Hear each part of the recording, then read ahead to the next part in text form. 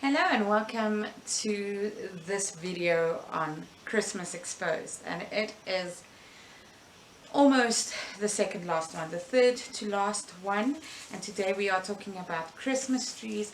But before I do that, I really wanted to go through everything we have done in this short series because there are so many beautiful Christmas traditions and Christmas things, and we do not necessarily always understand them.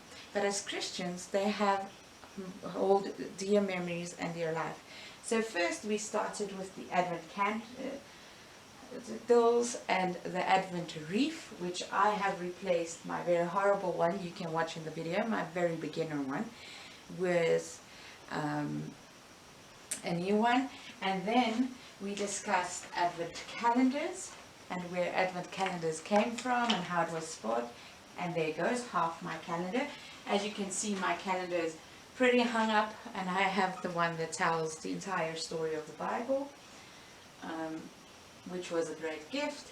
We talked about every week independently up until the third week, because in the next video it will be the fourth and final week where we focus on love. And then we talked about the controversiality of Santa Claus and stockings. And what else? I think that is where we are at the moment. So there's a lot of other traditions that stem from this one and that has grown into it. Everything from decorating Christmas cookies and giving them as gifts to friends, to tell the story of Christmas and the love of Christmas, and then it has exploded into snowmen and celebrating animals, and we bake them with zebras and hippos, and not zebras, elephants and hippos and teddy bears, and all the beautiful things that represent caring and loving and compassion to us. And so Christmas trees is probably the most pagan of Christmas traditions. And yes, you heard correctly. So I hear a lot of Christians saying, no, we're banning Christmas trees because it's not originally Christian. And you can do that, or you can understand that by the time that the Celtics and the Scandinavian cultures had come across Christianity, or Christianity has come across them as Christianity spread in the world, that inculturation took place. And inculturation is a term used for when people use their original culture to celebrate a new religion or a new faith, if you will. So Christmas trees as we know them today is not at all how it was celebrated to celebrate Winter Solstice, which is also the 21st, and this year is a unique and special one as Jupiter is connecting. So it will be a beautiful scope. So every night, if you can look out at Jupiter and see it moving closer to the other planet, which I think is Saturn, in a spectacular view which isn't too often made, you will see. So stockings, calendars, all those things, Christmas trees used to be just a branch of evergreen something that people used to bring into their houses and decorate, as I said, with the last fruits and nuts that they had, to remind them that summer is coming, that the cold, long winter is finally ending. Winter solstice around the 21st every year, that summer would come. And yes, some of the Roman faiths or religions even attributed that to Saturnia, or to Saturn, which is the main planet to be watching in this time. So, c'est la vie, we have a Christmas tree.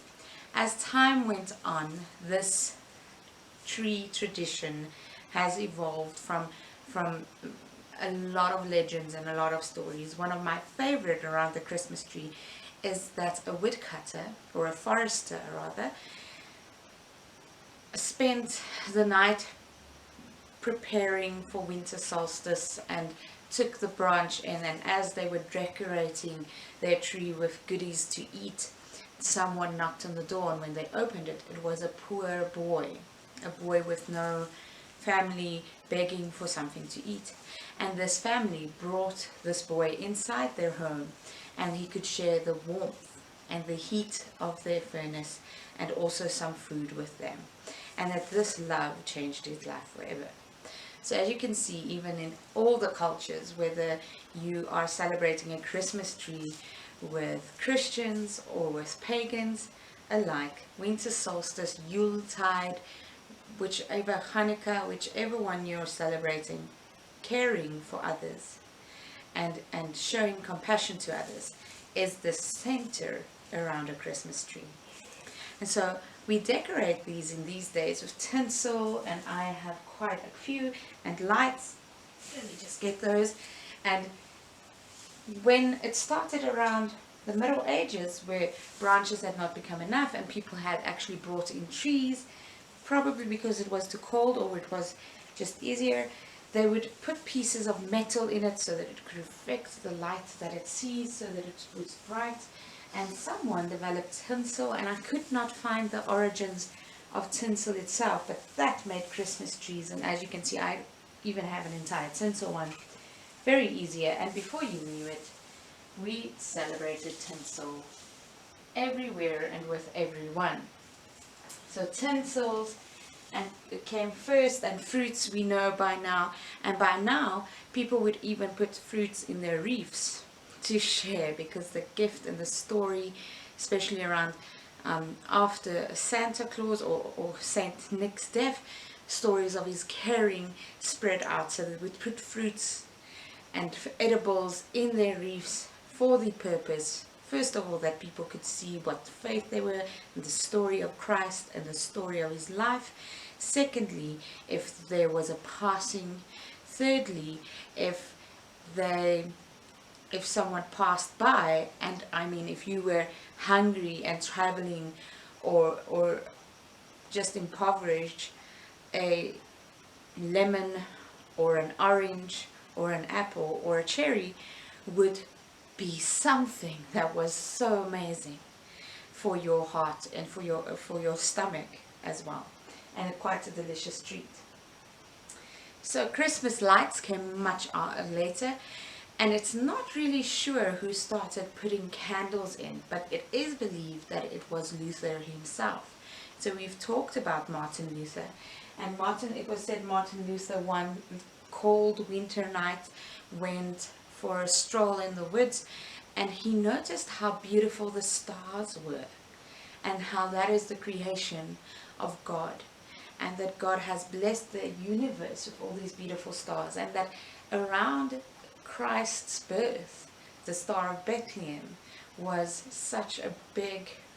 played such a big role as the indicator to the wise men and the shepherds, which if you have read Matthew, Luke or Mark as put in the description in my previous video, which was on Advent week 3, as we are on the week of joy, you would read that they were the ones that shared the joy first.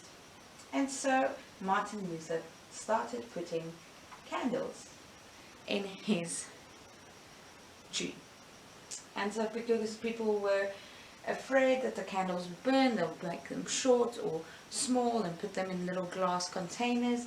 And so candles and lights, later on when light was discovered, really just exploded into some of the spectacular views and spectacles that we see in houses, places of entertainment, our shopping malls, entire streets made up with Christmas lights. And the reason is that Luther wanted to be reminded of the stars in his house, and we can be reminded of the stars and of Christianity's view of the Bethlehem star, and how the star was the indicator of where Christ was.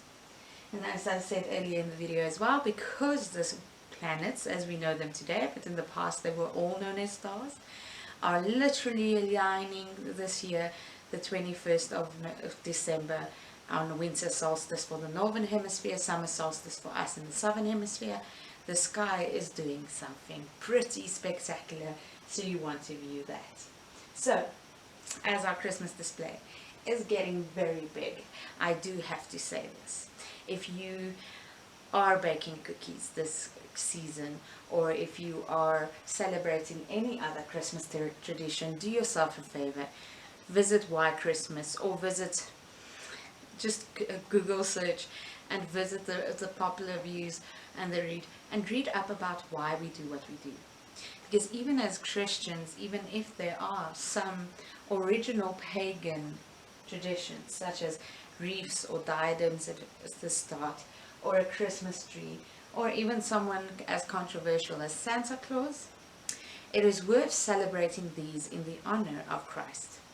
And so when we look at love in our next video on Sunday, hopefully, we will look at the last week of anticipation to Christ's birth celebration, not to Christ's birth. And also the last video on Christmas Day will be about Christ and his birth and why we celebrate it on the 25th of December and not in September, as many people choose to do these days. Until then, I hope you have a joyous week. I hope you keep safe and keep social distancing. See you Sunday. Have a blessed one.